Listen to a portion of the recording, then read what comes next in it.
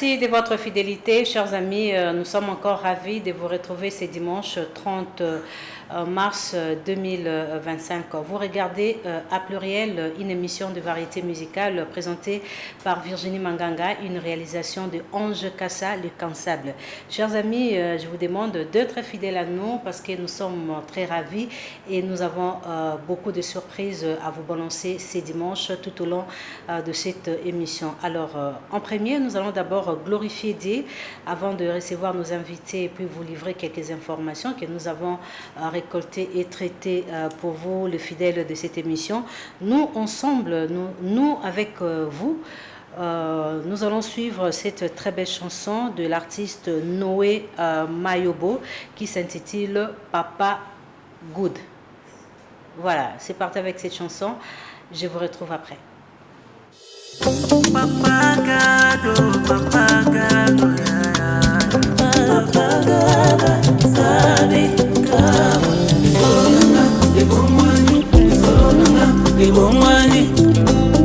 ebomwani, Lord, I give you praise.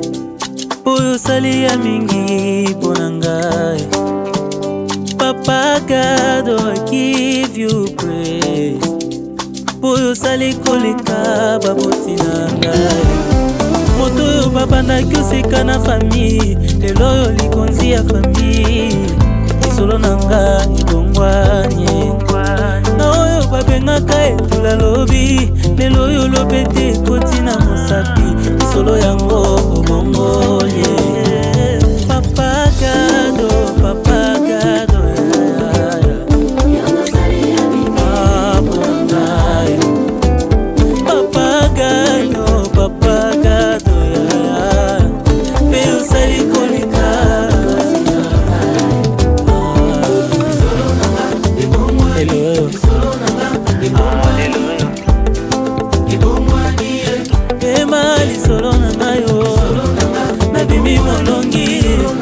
Obadili banananga, ibeli kotananga, ya Yesu.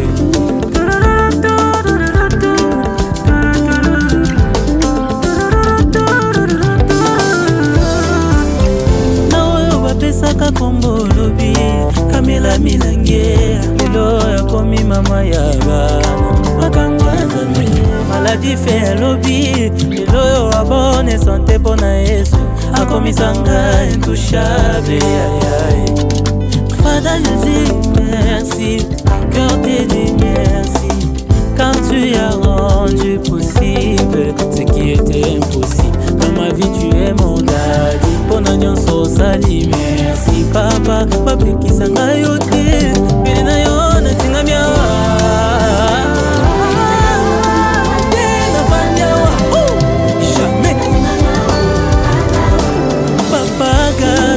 Papagado, ya, ya. Ah, bonangai. Papagado, papagado, ya, ya. Ya yo sali koleka. Papagado, papagado, papaye, papaye. Naemba yo, papagado, papagado, papaye.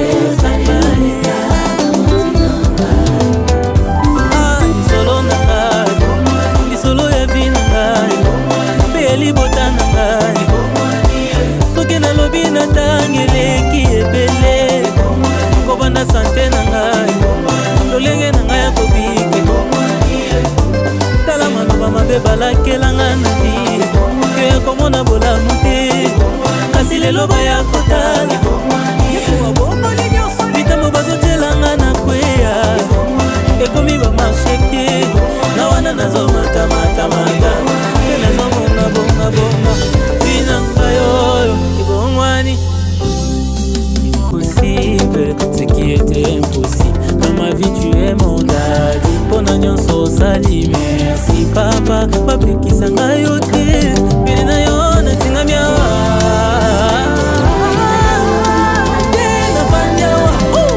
Jamais. Papagado, papagado, ya.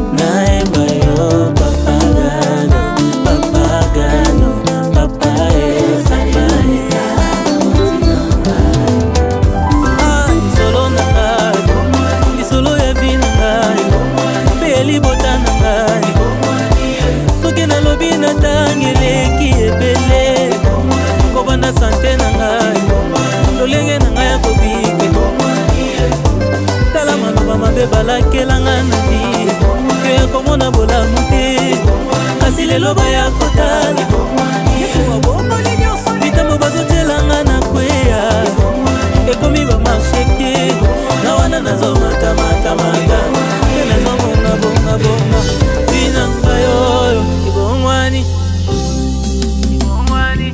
Voilà. Alors là, c'était cette très belle chanson avec frère Noé Mayobo. Alors, chers amis, on va débuter cette émission pour vous confirmer la disparition de l'artiste, pas de l'artiste, d'un porte-parole connu auprès d'Adolphe Dominguez. Là, il s'agit de Mbonzo Centraville, qui est connu pour son rôle de porte-parole auprès de l'artiste Adolphe Dominguez. Monsieur Mbonzo Centraville est décédé à Kinshasa.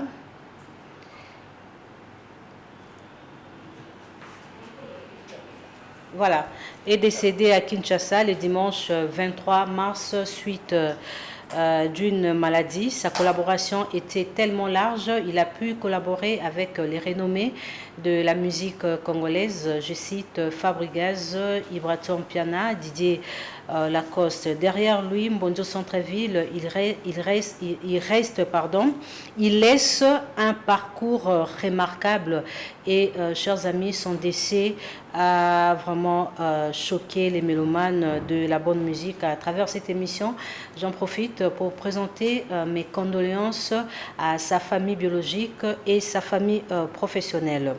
Même 23 mars, au niveau de Maroc, l'artiste cinéaste Maman Marie Odia, connue au nom de Maman Bolingo, est décédée au Maroc de suite d'une maladie. Maman Bolingo a fait la pluie et les beaux temps dans les années 80-90 au sein du groupe Salongo. Elle a connu plus de 40 ans d'expérience.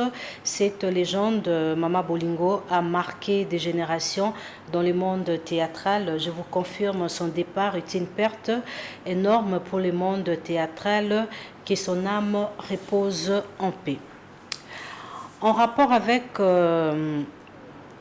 la disparition de l'artiste Lutumba Simaro Massia, qui va totaliser à 6 ans depuis qu'il a quitté la terre des hommes. À cette occasion, pour commémorer le 6e anniversaire du poète Lutumba Simaro Massia, il y a Nick Kuba et les amis de Lutumba Simaro Massia organisent une grande soirée ce dimanche 30 juin à l'espace Mwanakini pour rendre hommage à Lutumba Simaro Massia. Cette soirée sera agrémentée par le groupe Bana Odemba. On va parler d'une chanteuse qui est connue dans le milieu gospel. Là, il s'agit de Maman Siska Doudoline Mabonzo, qui demande aux fidèles et aux consommateurs de la musique gospel d'aller consommer son album qui est déjà disponible sur les plateformes de téléchargement. L'album s'intitule Jésus d'abord. Cet album contient de très belles chansons qui va vous aider à être à la présence de l'Éternel. Koffi Olomide est à Kinshasa, mesdames et messieurs. La légende de la musique africaine s'est produite à Luanda les week-ends prochains. Une question de rendre hommage à la femme. Mais au moment où nous présentons cette émission, Koffi séjourne à Kin. Après cette prestation à Luanda, le grand rendez-vous avec Quartier Latin et Koffi Olomide, c'est pour le 19 juillet 2025 à l'hippodrome de France. Mais tout à l'heure, à travers cette émission, nous allons revenir sur la prestation de l'artiste Koffi Olomide les week-ends passés à Luanda. On va se rendre à Bruxelles pour parler de l'artiste Jésus de Nyons, le padre. Donc Bruxelles dans les bons pour le padre. Jésus de Nyons fait rigola, la billetterie de ces grands événement qui aura lieu le 7 juin 2025 subit une force de frappe en rapport avec la vente de billets qui se passe très bien. Alors bientôt c'est les sold out. Ferrigola demande aux Gaulois et aux mélomanes de la bonne musique d'aller acheter les billets pour ne pas manquer ces grands rendez-vous qui va réunir les Congolais, les différentes communautés au niveau de Bruxelles. Donc le 7 juin, c'est confirmé, Ferrigola va se produire à Arena, à ING, pardon, à ING Arena. Mes excuses, le rendez-vous avec Ferré, c'est à ING Arena à Bruxelles le 7 juin 2025. Bientôt, vous aurez une chanson single et puis l'album Code 16. On va parler cette fois-ci, merci beaucoup Ange Kassa. Très bien. Là, c'est Didier Lacoste qui séjourne à Kinshasa. Déjà, ce soir, l'artiste va lancer une très belle chanson de son prochain album qui va naître la semaine prochaine. Mais rendez-vous, c'est au théâtre du gymnase à Maribel, le 12 avril 2025 à 22h avec Didier Lacoste et ses fanbases Lingando. D'ailleurs, tout à l'heure, on va déguster l'une des chansons de l'album Embuscade. Embuscade, c'est le prochain album de Didier Lacoste. Depuis 2016, l'artiste était absent sur le marché phonographique et il va revenir pour faire plaisir aux mélomanes de la bonne musique à travers cet album. Mais ce soir, déjà, on va déguster une chanson rumba qui sera disponible sur le plateforme de téléchargement. Là, c'est le Roi Soleil, chanteur du groupe, ancien chanteur du groupe Quartier Latin. Il nous donne rendez-vous à Paris le samedi 21 juin 2025 au théâtre de la Place d'Italie en France. Voilà. Là, c'est Soleil qui va se produire le samedi 21 juin 2025 en France. Roga Roga. Roga Roga, chanteur brazzavillois, après son passage au Casino de Paris, au Zénith de Paris, Roga Roga annonce le 18 mai 2025, il va se produire à Olympia de Paris. Donc c'est un rendez-vous à ne pas manquer, c'est un grand rendez-vous avec la légende de la musique brazzavilloise. C'est pour le 18 mai 2025 à Olympia de Paris avec son groupe Extra Musica. Très bien. Alors, chers amis, l'émission continue. Tout à l'heure, on va parler de cette production en rapport avec voilà, la réalité à l'est du pays. Cette production qui devait... voilà, le concert qui était prévu le 7 avril prochain 2025 à Accor Arena. Le concert a été reporté. Bientôt, les producteurs de cet événement vont annoncer une nouvelle date. Cette production devait réunir plusieurs artistes, Gims, Dadju, Fally Ipupa, Youssoupha à Accor Arena. Mais restez branchés. Dans les prochains jours, vous aurez cette nouvelle date à Accor Arena. Alors, l'émission continue, chers amis. Nous allons suivre la chanson Cercueil avec l'artiste Ibrator qui rend hommage à Mbonzo. Voilà, c'est parti.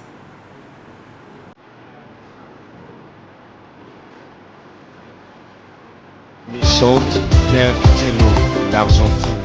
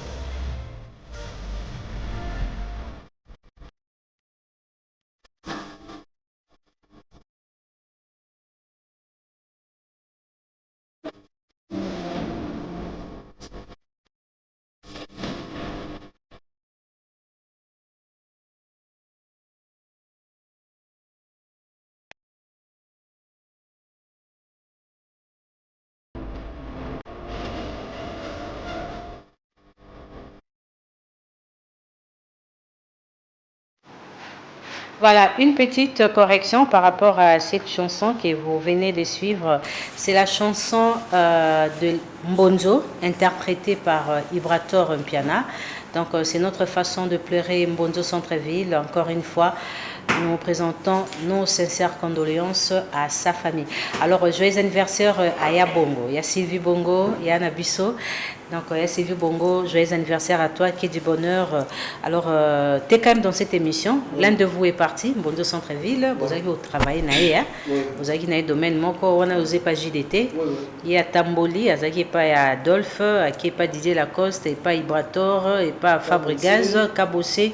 Il était vraiment connu, évidemment, voilà. Azaï est ancien, il y a un communicateur, parmi les communicateurs, il y a Kofi. Azaï est sauté. Alors, les camions sur disparition. Merci beaucoup, Madame Virginie. La parole au PC.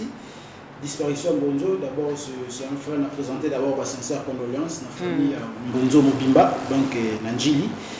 Et puis, toujours qui m'a ici, Oyo, pour être tout ça, d'abord, communicateur, surtout, dans la structure comme ACCECO. Association de communicateurs culturels du Congo, où nous sommes coordonnateurs. Un mois déjà, nous avons réunion subitement dimanche passé, à 15h. Un de notre cofondateur, il y a ACCECO, Mbonzo Centreville, à Tika Gibiso, à Zate, au Union surtout, Mbonzo Moussala Sala durant la décennie. Donc Mbonzo a été invité, Ngonga Azana Nzambe, Azapembe Nzambe. Donc, na lola pour Mbonzo. Yo zaki na lola. Pardon. Mwenye pembe na Nzambe. Bon, so ka tokei to na li felo téléphone Nzambe encadré biso après to yesko na deuxième tour wana ay bandeni na ocha biso boeto boe quoi. Merci beaucoup. Donc voilà, yango précision ezali na bandeko nyo surtout balimba soutenir famille Mbonzo. ACCECO ezana parce que bandeko belé bazozo ba parole na sima ya diwa Mbonzo na ndenge ya kuku dimba ndenge babengaka babenda mamikemiki. Siko nani faloba?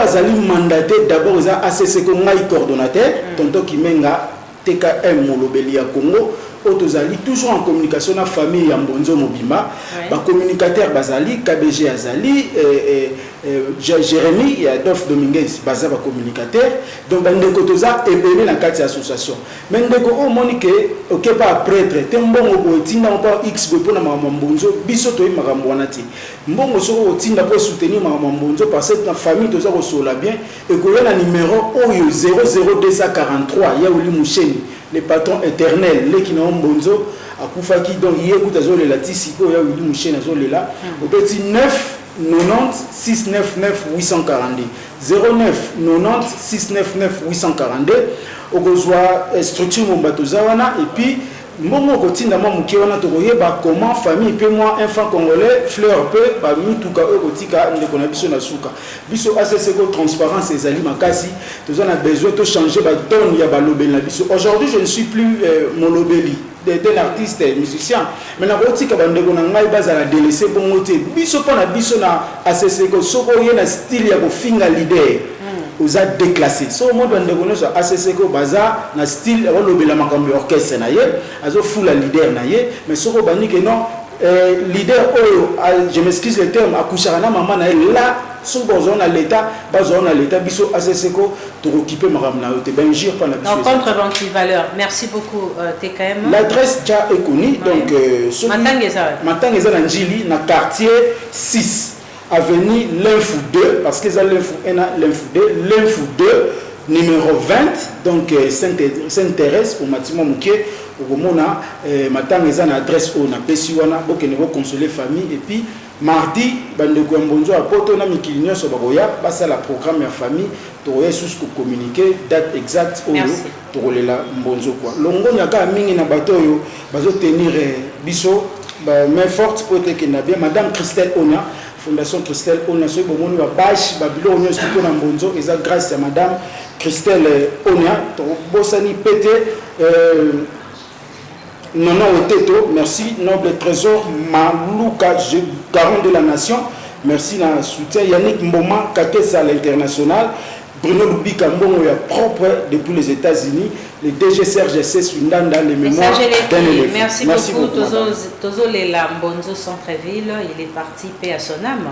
Alors, chers amis, tout à l'heure, on a parlé de la légende Koffi Olomide qui était à Luanda, actuellement à Kinshasa, mais le 19 juillet, allez-y déjà acheter vos billets pour ne pas manquer ce grand rendez-vous, les shows qui va donner Koffi au niveau de l'hippodrome de Vincennes.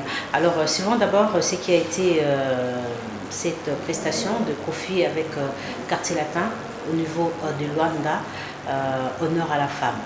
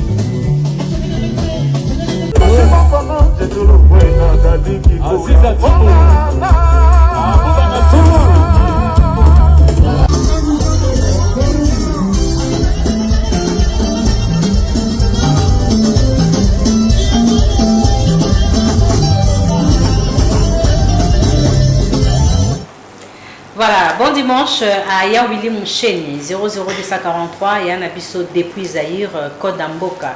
Yawili Moucheni, salutations à Yateo Zambrota. Yateo Zambrota, mon toilette à dollar, il a la thé. Il y a dimanche, il est long, même Nazorango, il recoma l'invité. Alors, salutations spéciales au DDH Noble, sans oublier Alain Sekemonio, il y a des mots passe, mot de passe, Yann Abisso. Yaya Balé Kinaye, Alain Sekemonio encore une fois, Séraphin Bongo, Espoir Yabala Matete, na Mateta Tete va Mounene, Azolanda à pluriel. Alors, Maxon dans cette émission, Maxon bonjour. Ah, bonjour, maman Virginie. Alors, oui, vous avez Luciana de Mingongo. Oui, oui. Hein, Azandene. Luciana de Mingongo, calme d'abord, avant le salaire où je me condoléances, c'est pas il y a ça. On peut si bas condoléances. Pas ça, Bisso, Bono, Bisso, Moninga Barankoï. Ah oui, à Barankoï est mort aussi, évidemment. Oui, le président JB a eu auprès de Moana, semble. Bon, Georges Mambo, Batunabiso, donc tout ça na Katia Batamba. Bon, en tout cas, Nayeli a créé le centre de Mimo dans Montréal le 19 avril à Montréal, donc 100% star. Oui. À Robert à Montréal. Ouais, ouais. Ok. Donc, nous avons fait un concert. Donc, famille Vivant, vous allez toujours un soutien. Vous allez bêler. On a le bac qui n'a eu, tout petit concert, il y a 15. Le concert, il y a mais, en tout cas, un concert, moi, événement, on va imaginer pour porter le sous ma capuche. Très bien. En tout cas. Et quoi, porter ma capuche. Ouais, ouais. En tout cas, pour s'abonner à une guitare, ça sent bon. Donc, ça sent bon. Ouais, ouais. Guitare, Beethoven. Beethoven. Oui, à Tobo. Vous téléchargez donc. Nakati album, rappelez-vous ce poitou clôturé. Après l'album, en tout cas, on a Tinara Batunanga, Babamote, logo la staff Nabiso. Ma fille m'a la présidente, c'est maman passe à Londres, maman Aurélie, maman Abraham, et Moussiga c'est maman là. Maman Kapi, en Merci. tout cas, toujours. Donc, rendez-vous à Montréal, hein? Le 19 avril avec Luciana. Maman, merci. Merci beaucoup, Luciana. À Bengibiso, à Montréal, le 19 avril 2025. Merci beaucoup, Maxon, pour votre passage. Alors, Centrale. Bonjour. Bonjour, maman. Oui, le Béanin. Ça va? Donc, on a des cartes Conga. Je na pege ibi na mutu na ye na bi me azo maninga pe kimia. Ya bafana fo banda basanga no pesa kaka bongo ba bon dimanche na ye. René des cartes Conga donc sika zali ba bon dimanche. Azana na miki. Azana miki do bientôt zoya. Basango na boyebisa la ba fana la bonne musique ba yebake des cartes Conga tous abongo toujours en plein studio. Toujours préparer album na biso régicide. Album réussi déjà comme déjà la moitié pour aussi ça mamaka mususu donc ba pesa ma chance na album réussi les albums nene oyo de cartes konga seli ba fana ye ba komona. Voilà, alors Central album ndongo tolo beza munene mais ça a combien de titres? Donc jusqu'à maintenant l'idée a pesi biso détail. C'est encore un projet à tout préparer. Azo ça déjà ba chant déjà donc vu que do max peut-être même sur featuring goya nous monique azo baksa tant que les aussi ça d'abord c'est biso qui a été comme ça il faut à combien les chants les trouver pour na connaître mais album déjà toujours derrière presque 80% déjà au leader a déjà il y a ça là donc base l'album au réussi et ça album au donc leader a mis pena na bandinga ko sakana te ba ko ka niveau au banzembo non ba yo kate ba ko mona ma qualité clip ya bien puis ba ko mona niveau ni au l'artiste des cartes Conga anime ko sala musala na ye et puis avant album et réussite et bima tout la single la biso déjà disponible sur la plateforme maintenant surtout à téléchargement titre na moza copilote donc copilote est déjà disponible ou bientôt déjà to lancer clip na yango copilote est déjà disponible sur la plateforme maintenant surtout à téléchargement bato bandimi ko yamba copilote en tout cas vraiment merci donc copilote ezana beta la page nyonso ya des cartes Conga YouTube Facebook TikTok pour mon copilote ezali bato ba s'abonner copilote oyo sala musala kitoko oyo zo musama bala o bato to bani. Très bien, merci.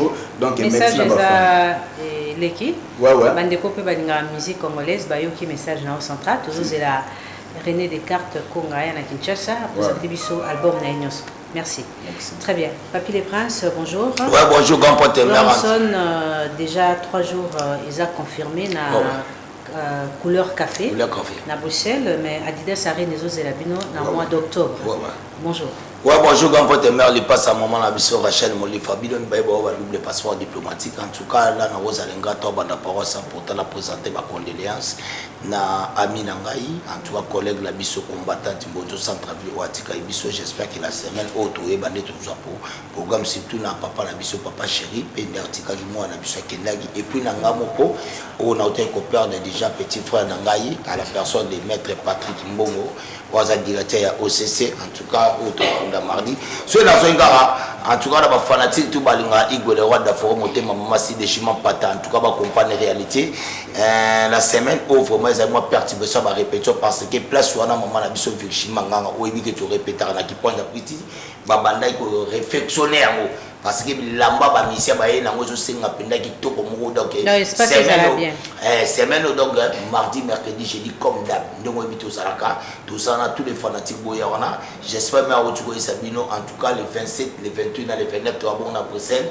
et ça na café couleur café dans le festival mondial oh le roi d'Afro a joué ça va toujours et surtout pas puis à mon état aux à partir le 18 octobre ndeto ozala bongo na Adidas Arena au début à partir on a ndeto kopé ça notre programme ya ING Arena pour ça la ngobini entre moi bateau tout ba linga ngai là nazo remercier d'abord Montalier à dollar et la latte il y a tout Zambota la minute tout à l'heure nazo ça on a 55 nazo pesa mbongo papa ya pour notre bika robot santé les représentants voilà ba panneau solaire pour moi MDD business officiel et tout coup et puis il y a Didier Nzaïro pourquoi pas la PDG Malum avocat Serge Makila balobi tergone pourquoi pas na yemo Serge Bangala patron certifié ya Lemba na et puis nazo betapeka CT Belo ya Virginie toujours kutano tout à l'heure awa na bana kinser demande yemo ko ya Nike Kuba parce que azo rendre hommage na papa na biso Rochero toujours awa avec l'orchestre Papa Lutumba papa Lutumba vraiment sixième anniversaire na depuis qu'il là na elongi akala elonga feti tozana wana vraiment yo pe izala wana po yani ke kuba pena betisi tabito sara et puis na on peut saka dash moko ba comprendre mikolo na keka na ilo mobwe soki na zui monte na kitisi na zui ranking na tomboli c'est que et pesité. Merci. Voilà. Très bien. Alors, Werenson, déjà, il sera pendant 3 jours au festival Couleur Café à Bruxelles. Et puis, le 19 octobre 2025, à Didas Arena, avant de chuter à U Arena, toujours à Paris. Très bien. Alors, Séraphin Bongo, je te salue. Je salue Alain Sekemonio, Maître Coco Kayudi, la crème du barreau. Bon dimanche à Nick Kouba. Rendez-vous, c'est tout à l'heure à l'espace Mwanakini pour rendre hommage au célèbre artiste musicien. Voilà, surtout guitariste, au nom de Lutumba Shimaru Mashia. Cette très belle soirée sera agrémentée par le groupe Bana Odemba, donc Nick Kouba et les amis de Lutumba. Bazo Zelabino tout à l'heure, na espace Mwanakini. Alors, en rapport avec sa naissance, l'artiste Autorité Lisungi s'est produit à Matadi. On va suivre cette prestation de l'artiste Autorité Lisungi à Matadi.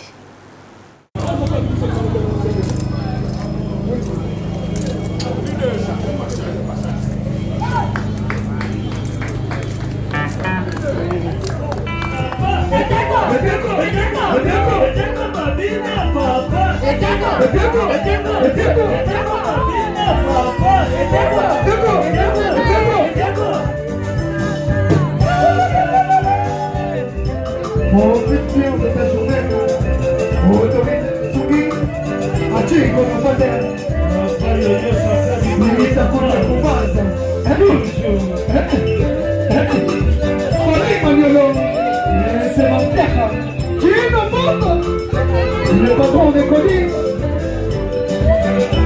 Nish Kabela. Kabela. Nish Kabela.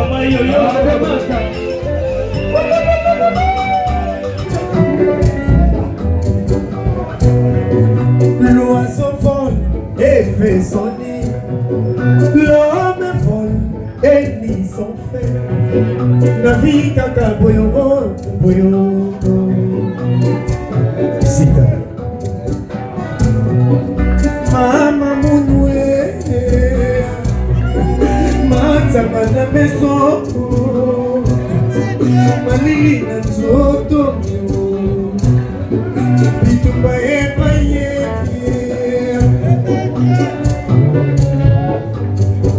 Daniela na mboka bakaba mobali Omona tikela yo mafola libomake Le guide de 3e champ. Et au nom de Jésus, nous t'avons ainsi prié et nous disons à l'unisson, merci Seigneur Jésus-Christ. Alléluia Seigneur Jésus-Christ. Qui a dit Amen? Acclame royalement pour le Seigneur, que Dieu te bénisse. Amen. Merci beaucoup. Voilà, alors Ange Moidi me regarde depuis la commune de Lemba. Salutations à Serge Bangala. Serge Bangala, les patrons certifiés au sommet, plus que les montagnes de Kilimanjaro. Nick Kouba, mon finou, le bon dimanche à toi. Pour les femmes, allez-y faire un tour dans la boutique Morabi Boutique chez Yamomo. Les mots là, Loa 21, Barcé, référence Prince Kassavo Bundé Tobanalingala. Donc, Alain Sekemonio, je te salue encore une fois. Et Maître Coco Caillou dit la crème du barreau. Tous ces pays saramingi ya teo zambota moto aller à dollar il a laté voilà moto moro bien. Alors je reçois quelqu'un du groupe Wingé Tonia Tonia d'Adolphe Dominguez. L'artiste nous a proposé pas longtemps l'album 12 oui, oui. Hein, mais la famille Tonia Tonia baza éprouvé parce que sur le bi Mbonzo centre-ville hein, ils appellent Adolphe Dominguez hein, Alte Swan. J'ai dit vrai non? Alors bonjour. Bonjour. Mes condoléances. Vraiment donc merci vraiment donc que Dieu nous console simplement. Et j'en profite aussi souhaiter présenter sincères condoléances à la famille de David Mbonzo Centreville, connu donc de longue date avec mon boss, mon leader Ado Dominguez, que je salue en passant, mon bel ami Guigui Kouyenga. Donc nous présentons de sincères condoléances à la famille de Mbonzo. Donc très bien. On est en deuil. La famille de communicateurs, nous sommes en deuil éprouvé depuis le dimanche passé, décédé à 14h30 à la commune de Djili, ici à la capitale congolaise, à Kinshasa, la République. Le décès est survenu dans la commune de Djili et auquel le deuil présentement se trouve sur l'avenue L'Info 2 numéro 20. Quartier 6.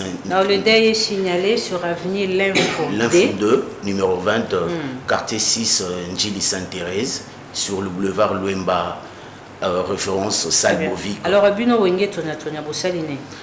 Oui, pour l'instant, tous en observation, tous la mot d'ordre et la famille, parce que biologique. Oui, on attend mot d'ordre et la famille, auquel je salue en passant le sœur de Mbonzo, Huguette, ainsi que Ursule. Vraiment, que Dieu vous console, ainsi que maman, Aza, Namwana Mbonzo, Atikaki. Donc, biso Wenge Tonia tous il y a mot d'ordre de la famille, ceux qui va passer programme, et c'est par là, nous, on viendra assister la famille. Et tout le monde, sachant aussi, on ne peut pas oublier, présentement, Mbonzo Kofi, na orchestre, il y a cher frère président Ibrator okay. Ouais, donc il n'y a pas contre-mettre tout. Donc présentement dans la KTP association de communicateurs culturels, ils allaient porter-parole, ils allaient accompagner avec la coordination de TKM Kimenga que je salue. On est avec l'ICK, avec le CG Elton. L'association est déjà avant déjà. Et ça a été pour la Mambambozo pour la souka boya son pour un bon cotisation et aux embouta. Jamais. Alors, merci. Oui, de compte Adolphe Dominguez, donc consommer l'album 12 avec le titre Pur, mature et sans insalité. Vraiment, Banzembo Tata Sorozaki n'a problème à Nyota, à Moututo, à Bolingo. On sentir que Ozako s'est retrouvé. Barumba Maro Kitoko, Banzembo. Adolphe na Kinshasa, Ozaki le lot Ozako répétition show sur l'avenue Okito numéro 13. Nous, la référence qui remet ses aliwana, Trinité, surtout, bébé tout se retrouvé wana. Tozoa mot d'ordre. Vraiment au soutien de l'international Yannick Mboma depuis la France. Kakessa, merci pour tout. La Lady Boss Nathalie Chiboui, vraiment merci. Ainsi qu'à la Fondation Étoile d'État Kédric Chirouza, le boss Jean-Louis Koufi, la famille Ward. Merci vraiment à mon vieux Jean-Luc Kadima, le PDG de Charles Majeco. Toi, ce qui dit là. Elton, Mbonzo n'est plus. L'association a porté parole, Bozo Lilae. Mayo Elmi Kobe David, Patrick Bekam. On a un programme à Zalango. Très bien. Bonjour. Ouais, bonjour la Cléopâtre. Bonjour on a personnel sur la chaîne Antenne A. Et puis à mon boss, Patrick Bekam, premier fils, l'œil de l'homme, l'œil du maître. C'est-à-dire qu'à Ebisinga a tout présenté vraiment ma sincère condoléance. Ma famille d'abord biologique, où il y a frère Nabiso, mon frère Otonda Osani Moussalamoko, David Mbonzo. Donc tous les liens ensemble. Et puis, sincère condoléance na famille musicale naïe. Et puis, Bisso, communicateur, tous en association Nabiso, et ça a déjà presque 2 mois passés. Tout le monde a Bisso, initiative, donc il y a Nabiso, tout ça, parce que nous sommes là, tout ça, qui a boulot noble, tout ça vraiment, communicateur, puis gouvernement, Patrick Mouyaya, son excellence, tout ça, qui papa la mère Mendy. Pourquoi pas Bisso, maman? Maman maraîchère, puis organisation na bango, soit bateau, babel et la revoir Mituka. Pourquoi pas communicateur? Il y a un moment qui est tout ça, qui association. ACCO, donc toujours répartir, communicateur, tout. Mais à part Yango, toujours bêta c'était toujours tous en anda pour Yaloyembo. L'aide de l'homme, Patrick Bekam, premier fils, a-t-il vraiment rumba anti-casse? C'est-à-dire qu'il y a Batubayoka qui va chanson calcul. Lelo, Batubazo, qui a immortalisé Rodrigue Matendi. Il y a Maman Aziz Aloukou, ça a pris Nobel de la joie. Et puis, Batutu Balingi Baemba Bango, Batutu Balingi Ba Honoré Bango, Nengeto Imba Sermac, Fondation.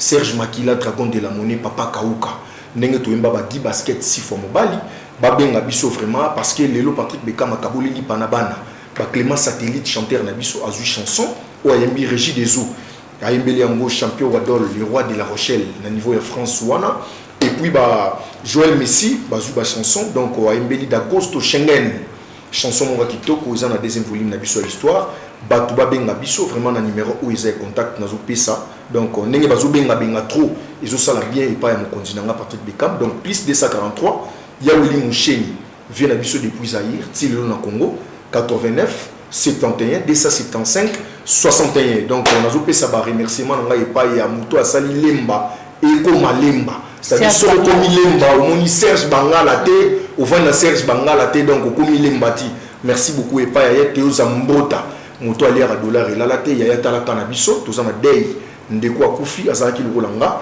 azaki lokola pe bandeko merci et pas ya Nick Kuba ya Yolo et puis merci et pas ya DG équipe Congo. Toto Soana la cause c'est tout à l'heure hein alors bien pourquoi Toto soit moi extrait pas moi mais une chanson et album Embuscade où Ezobima Kalaté ça fait longtemps hein Azaki absent a marché et semaine prochaine tour intégralité album Nyonso bonjour mais rendez-vous dans la Maribel.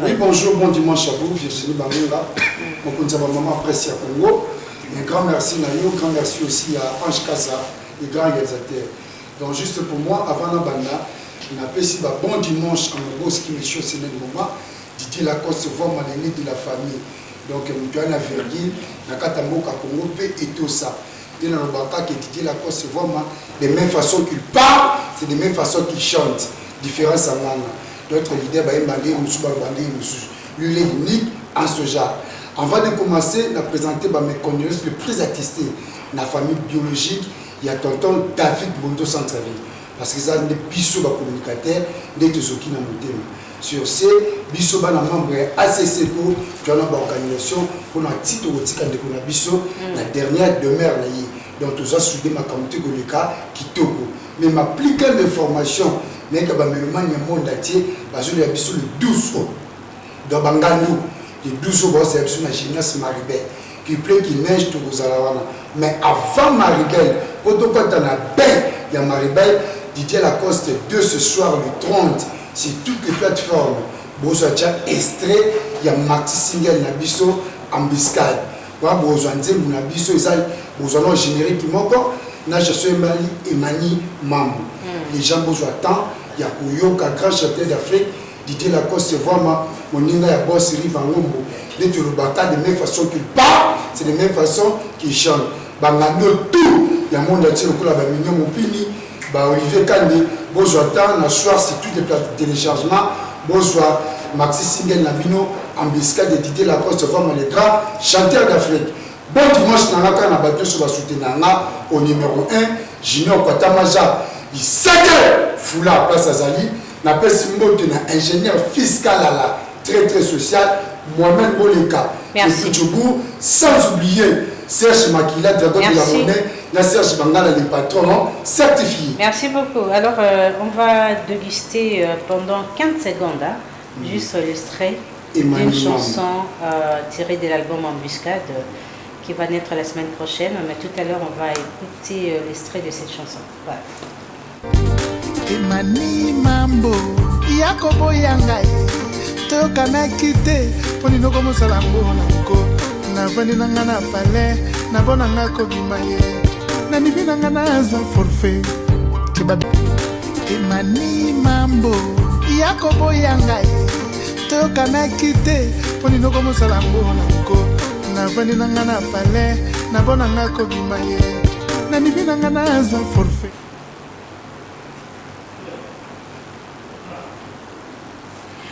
Mes excuses, chers amis. Alors, tout à l'heure, on va recevoir Lubasa. Lubasa, c'est un chanteur du groupe G7 de Ferregola.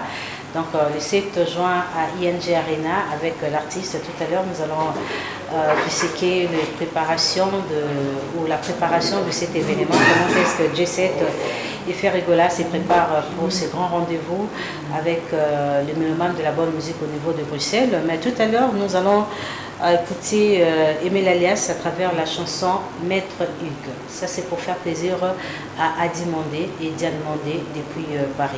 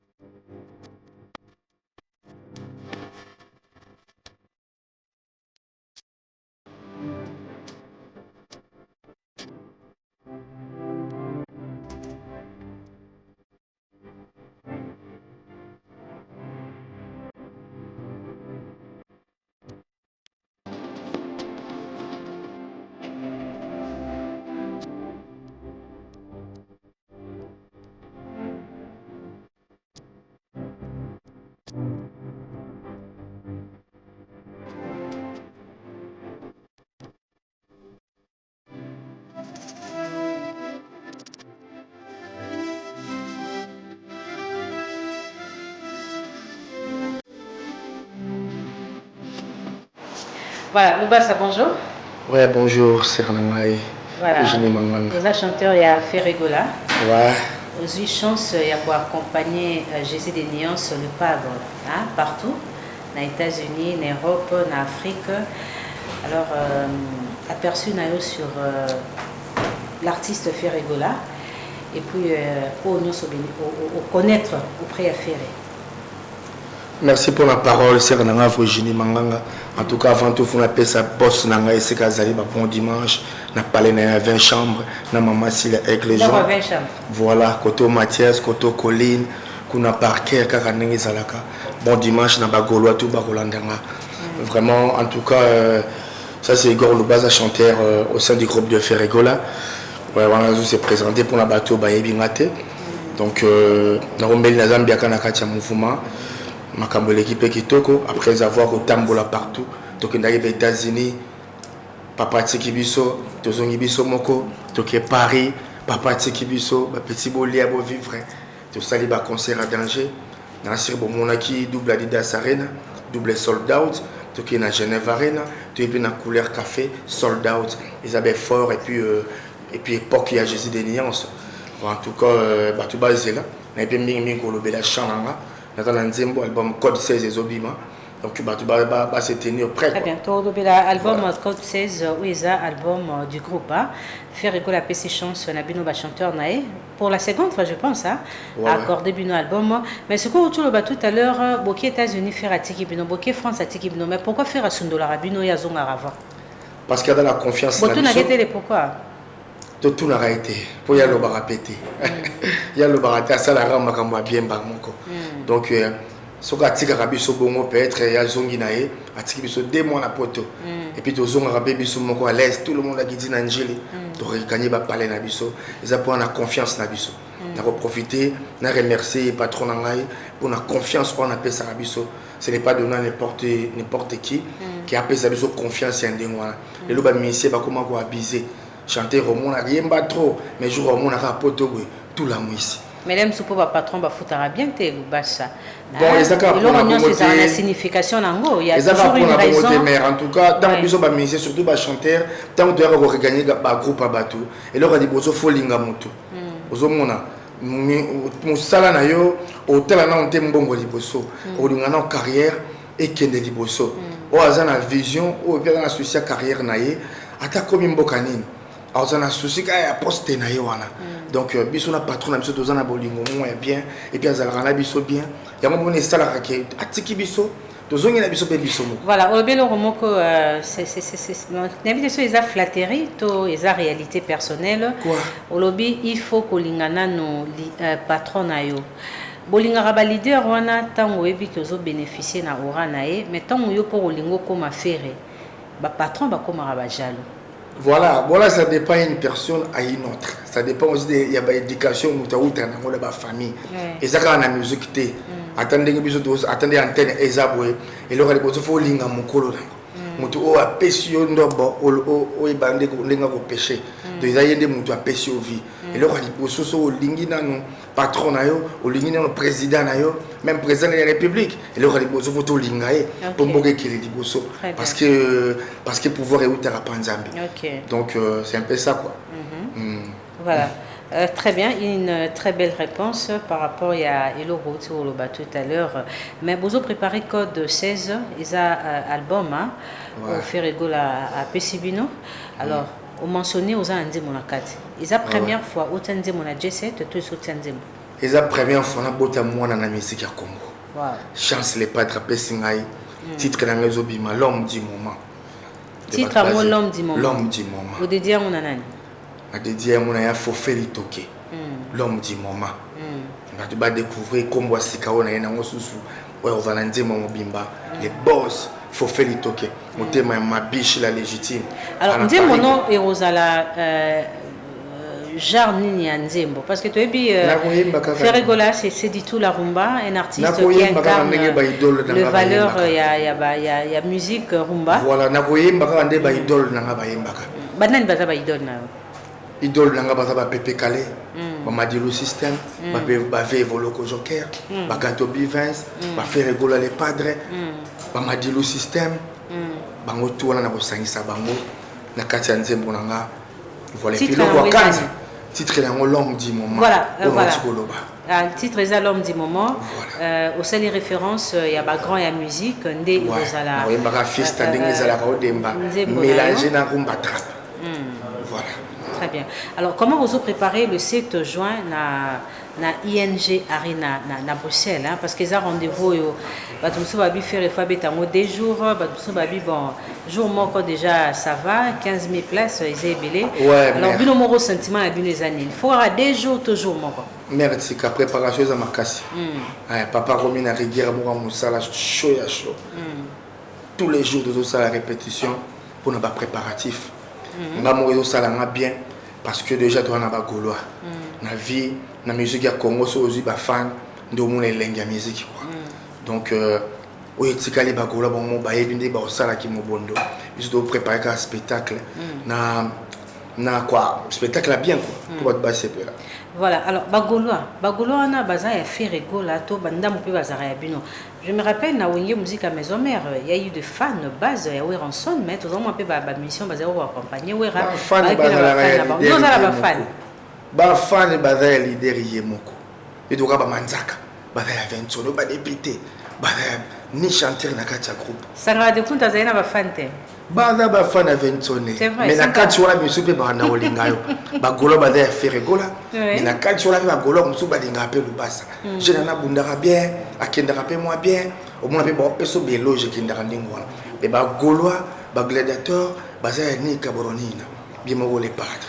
Voilà, très bien. Alors, salutations spéciales à Gaëtan Mbouba de UCC, Jupetan Fomo 2 fois pro, Monsieur Joseph Mangassa Express, Fiston Mundadi, les professeurs, salutations. Salutations à Ya Dédé Mopassa, mot de passe, au DDH Noble, Ya Théo Zambrota nous regarde actuellement. Tout à l'heure, on va retrouver J7, hein, surtout Ferregola, à travers la chanson featuring, na chanteur tanzanien Wana, Vani, la chanson Mobondo. Mobondo. Ah oui, hein. Soukanacha. Est-ce que faire d'autres en difficulté l'animateur nae parce qu'il se donne plus dans l'animation actuellement. Oh bah Blaise Bazali bon d'autres en difficulté te bango pe Bazali ba pesa makambo. Donc créateur ya Titi barolela. On a des challenges pe boye na TikTok pe boye aussi. Les padres bana ko boka kala. Total na ba wenge kuno zo mona gedon pa o campo de tout kalo jate les padres zo boka. Et l'enguane côté la banana wenge.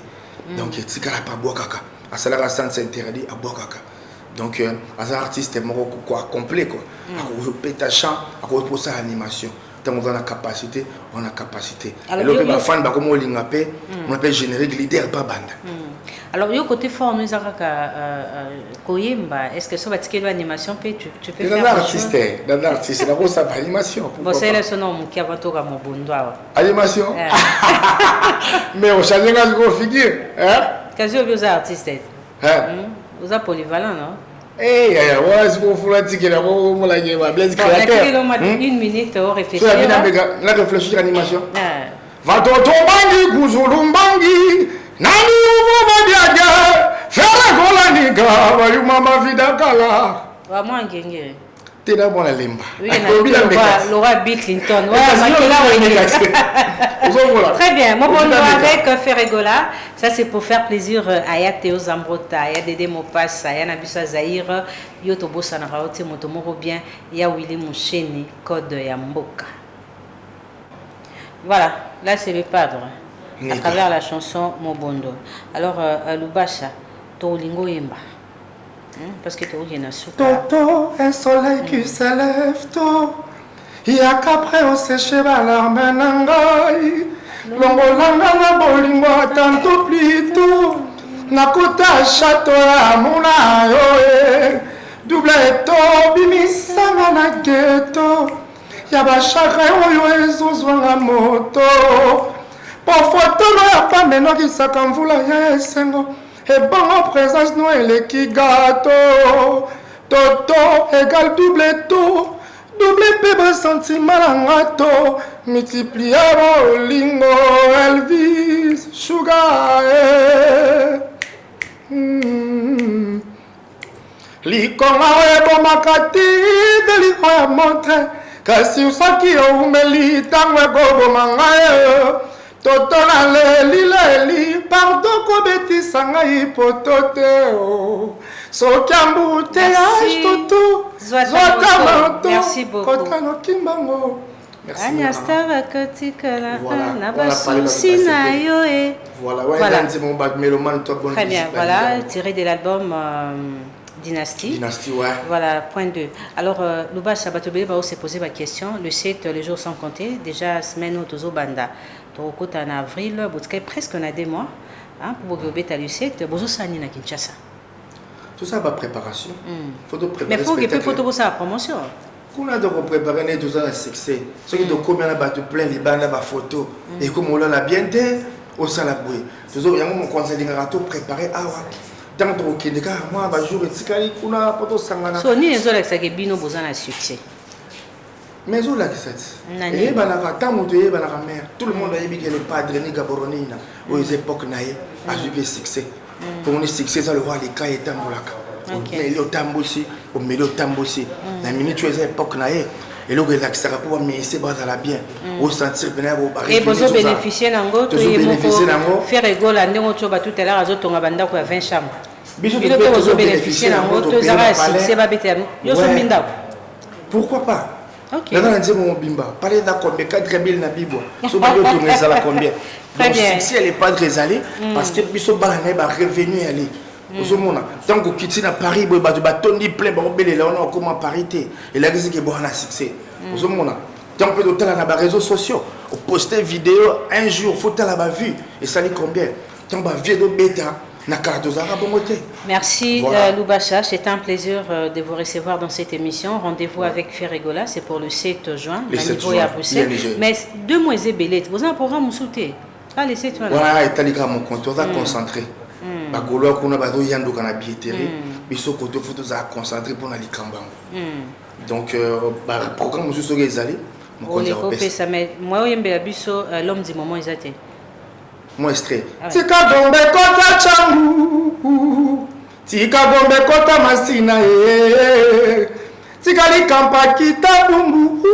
Tanto komona kana shere vadina Bahoya baluka bangonde bazwaka biso tolukaki yango nde tozi botika jalousie mbele ezokisaka iyo fimbo eswaka iyo bongo bizo eswaka te okosi nanga lingilingi ngaye.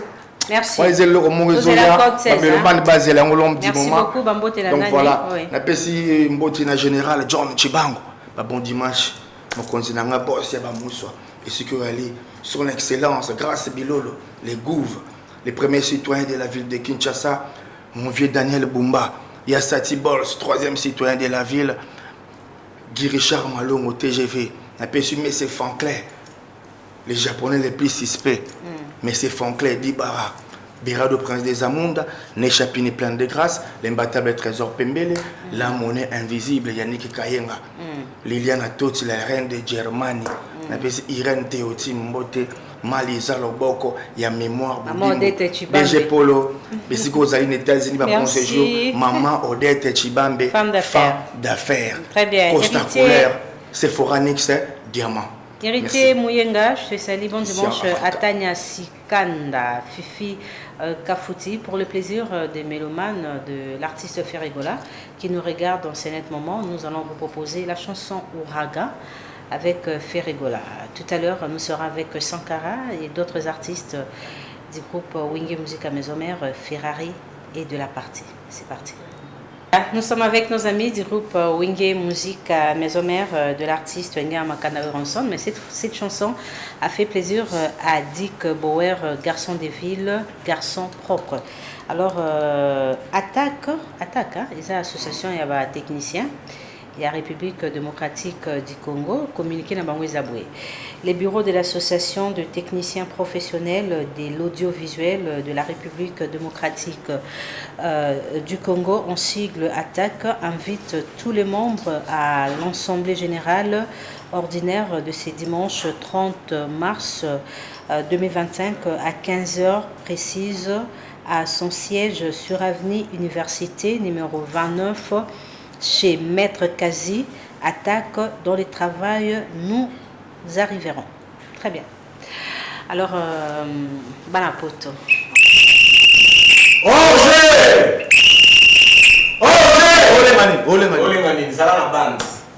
Sankara. Faut dire que Wera est quelqu'un phénoménal. Son ébolati bon moi Reza Boula ya yemo Wera. Bon, bonjour d'abord. Bonjour. Yaza en tout cas mon stratégie à Marambutu. Évidemment. Il y a même na salle à manger, il y a bien des stratégies. Donc son est à la point. Koto cha mabumu kunandunda do likaya bu sentinelle ke ya. Ni kungu ilanda ko. Ni kungu mo na bena badindi do wala biloro nyoso déjà ta. Ni sili na centre. Suka na centre ta on pas tailler la ke ba sala ba biloro na bango na ko lamba na ebisio ke Wera son droit de la forêt za la dégâts. Do ya za mta stratégie. Ya Makambutu do ndeto awa en tout cas il y a une Virginie Manganga Marambeza depuis Arena Grand Paris Wera son droit de la forêt to utaki to bi bon na minute to fandana nous parce que faki to fandana na nenga méditation parce que biso makamuto bandaka na prière ta récit total les alaki to fandi sur na méditation na prière couper sa action de grâce Makambutu do suko na minute to zongeli nde activité donc Wera son abina ya web sabino mardi mercredi jeudi o nyoso boye ba répétition ezali et puis ba journaliste o nyoso bo lukaka bozwa la possibilité te ndenge biso yaka na ba plateau minene bo mbamwe ba Virginie Manganga bino bataba YouTube boluka biso msuto ya mbarate boya mardi to pesi bino exclusivité boya mercredi boya jeudi en tout cas répétition na batunyos donc en tout cas mardi mercredi jeudi ba journaliste boya pour tozo démarrer ba séance ya répétition na bino ba journaliste après wana boyebika ka donc toza événement moko Virginie Manganga en tout cas tozo beta le 18 octobre 2025 oyo Adidas Arena. Donc Adidas Arena Wera son droit de la forêt au moment où les première mi-temps siko to beta deuxième mi-temps. Le deuxième mi-temps il y a une stratégie mususu na maka mususu. Il y a moni balobi qui est génération berceau.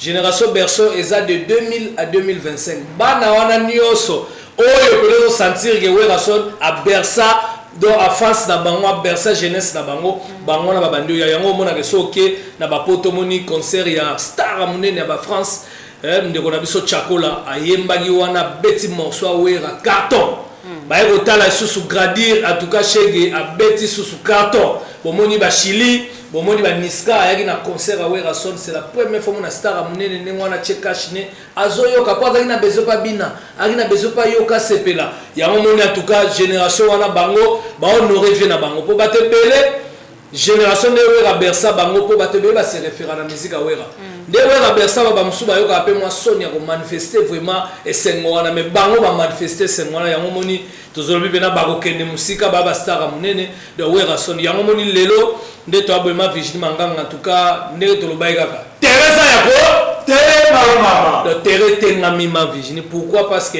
Wera son baba les retours du roi Wera son balobaki asila Wera son babaki génération changée. D'ailleurs c'est la question Sankara comment Wera son est arrivé pour réussir na Arena Grand Paris. Batunde bazaki pressé ezalaki que tozaki na bande de touche esalaki 15 ans to beta ba bien fane ka l'année prochaine ils ont mis sa noté pour Adidas wana rolia bino nani ils ont mis sa noté ndenga beti Wera longola na balisa ba prématuré parce que Wera son azana couveste az artiste o reconnu batutu ba yebi benake non na minute mutabanda ko beta ba stade tilelo mutabata record ba stade azate mutabeta ba Bercy abeta ba 6 fois Zénith de Paris abeta ba Palais des Sports abeta ba Stade de France abeta donc Wera son to beti ba bloc belé o le ba cirque royal ba forêt nationale donc ils ont bloc Wera il a rien à prouver.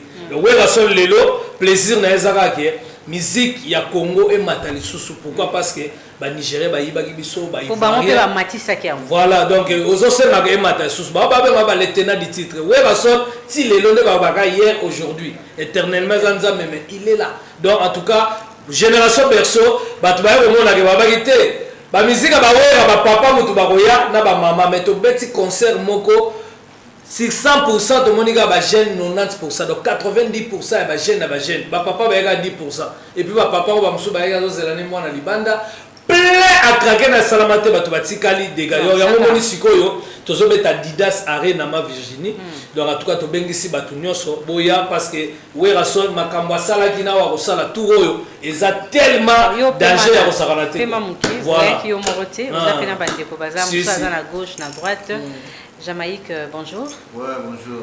Moi, la poto. Bah, moi, Arena Grand Paris. Ouais. Boboaki. Vous avez sous pendant 3 jours à Bruxelles. Hein? Vous pouvez aucun.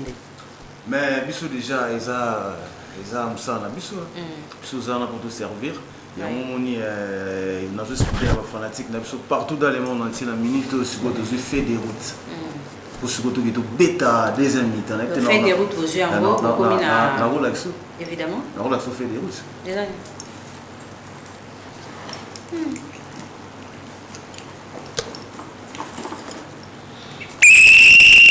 Angers!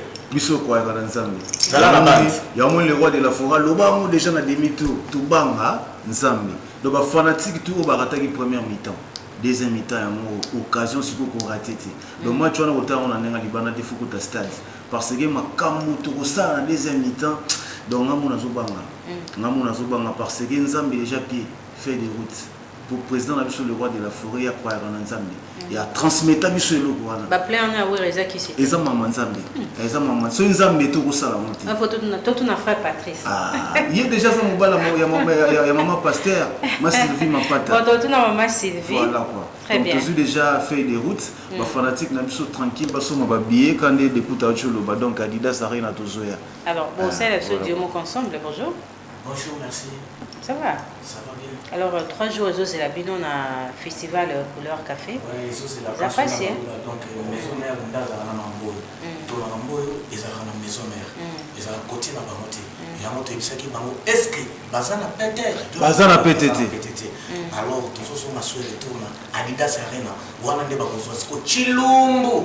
Donc adi ubenga wiya. Donc to yebisaki bango ke alors cette fois-ci, espérons que oui, Raoubé n'a pas ancien maison mère. Il faut que nous respirer. Est-ce que c'est important donc il faut comprendre que ancien ou nouveau, batunyo soba produit à Wera, bazaba na Wera. Ce qui fait ça, oui, ce qui fait ces alliés, il y a batunyo soba les bienvenus. Mais ndenge monara équipe de base ndenge tikala, batu tikala na ndaku bangoyo. Mais oh peut baso bandako basomba de bandako so ba okipe na pondu ko lamba mi ya danger ba roleka ko ba ya rolia. La différence c'est ça soki bango baye na wera bengi. Na biso to bituro ya benga te atika ba jamai atika ba. Ya to lobi na ba benga yo na oya ezanda ko na bango maison mère. Oyebaka bato na nyoso te. So lelo amsuyo komo yamba bato na ba plateau na ba biso eza grâce à wera solo ba la forêt. Yo na image à wera et sali ke bato ba ko malelo danger. Le seul leader abimisa ba nebele. Donc tant que siko esali ke lelo na minute bana na bakoma ba meilleur so lelo wera un événement moko esengi ke ba ne baya il y a invité ou beto bango pe baya bango mo volontairement ils ont le bienvenu ba ça le bienvenu parce que zanda kuna bango musique ezelo ko sengo batu baye baké na poto ba stress ya kebele na poto ba promesse belé ba couple ba mso kabwana ba mso pe na ba fanda ka tika to fanda siko musique ya ko sangisa batu ezo zongisa batu pe ne sengo we mabala combien ezongana kitako na concert to betaria batu bakabwana kala ba kuta ni bébé bisou ka les sengo to comme na suka émission mais animateur na bino ba c'est somo animation hein ba ko après to boni moi ba bon dimanche allez mama wena bakumeno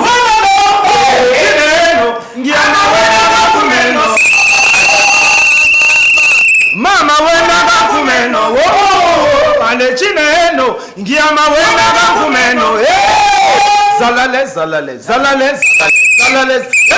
ngiyama kobanga te zalales kuta balenga te ya zalales shamba na kote la bangona kati toto mama toto ya ala nyonso ekolekana ouais jamais quoi pourquoi mais non yeba oya te aya ndeni boza plateau nze yo ko kata ti na sawana yibaka epe moi parti ti to sawana yo lobito ya stopesi ngina sape facile yo tikele minge Sankara mis makasi tanda tika ba papier le prince musika merci beaucoup Sankara d'écouter ouais bon moni musique za mis makasi Sankara omoni misiki ndenge ezalaka wana ezalaka ke moto mosusu nde bomona kala bomona ke moko azojoue principal moko azobeta accompagnement eza lokwa bainstrumental ya beta solo ya beta accompagnement tomona kala omona Pilkington akende mpenza bomoni ya mosusu oyo abeta accompagnement c'est ça la musique makambo selo yalinga yango tamona onde bochaki wana komi technique ya musique loko oyebi yango te moko comprendre ya te donc so bila abeta principal c'est là où beta accompagnement so c'est là où beta principal au moni bila beta accompagnement par rapport il y a temps hein donc des wana so au moni bela msubil générique mobile a quoi qui danger mo mona msusu leo ayeka ka msusu kilumbu kaki c'est pour faire na bino tu comprends donc ça musique donc nenge Jamaïque azali nenga beta boy kasonda fandi mais balubo pese kasonda bana kasai bazolanda yo oui Emmanuel Kabemba nous regarde depuis Kananga ouais donc tu sais qui bango yoka iloko bazoyoka lingala te donc Mouchmaï wetu kraka sai moyo wenu donc même kasonda wenu ufunge bamba leshe boni animateur wa mlimani wewe tu po mema ni mfumo wako mema ni mfumo mso bora mutunga biso mukati makishasa donc ba wela son ani bantu bonso merci l'émission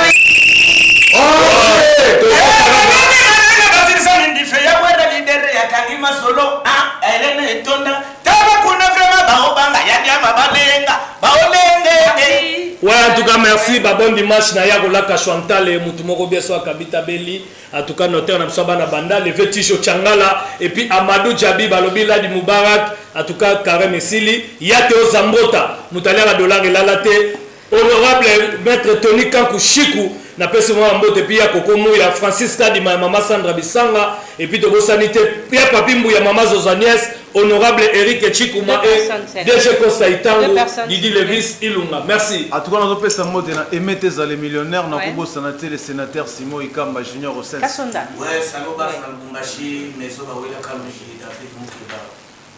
Merci à Ange Kassa pour la réalisation de cette émission. Chers amis, c'est par ici que nous bouclons la boucle. Nous allons vous retrouver les dimanches prochains pour un autre numéro de cette émission. Restez branchés sur Antena, la chaîne de référence. Tosu Kisanaya Théo Zambota.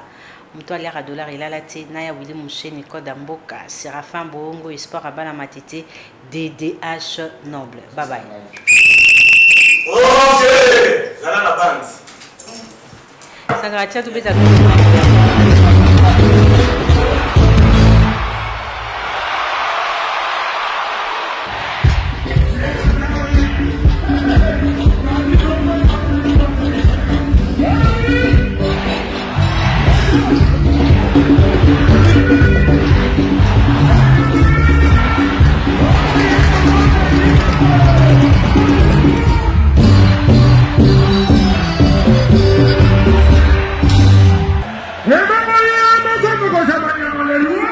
Remember,